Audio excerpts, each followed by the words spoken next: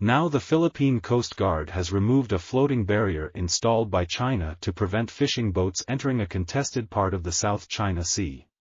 The Philippine government said the barrier was a hazard to regional navigation and a clear violation of international law. The video the Coast Guard released showed divers beneath the buoys cutting a cable that linked them all together, and there was also a photo which showed them removing an anchor that moored the floating barrier to the ocean bed. Chinese forces have frequently harassed the Philippine Coast Guard recently. They fired water cannon Filipino boats that were resupplying a military outpost on one of the disputed reefs, and recently the Philippines signed a mutual defense treaty with the United States that would extend to an armed attack on the Filipino armed forces or any of its vessels in the South China Sea. So big stakes. Then let's speak to Dr. Bill Hayton, who wrote a book about the disputes in the South China Sea. He's an associate fellow with the Asia-Pacific program at Chatham House. It seems from afar like a minor issue when buoys are strung out across some fishing grounds, but of course for the reasons I've just said. The mutual defense treaty between the United States and the Philippines, any instance like this carries so much risk. Yeah, I mean, you can imagine some kind of small fishing dispute that escalates and could ultimately result in great power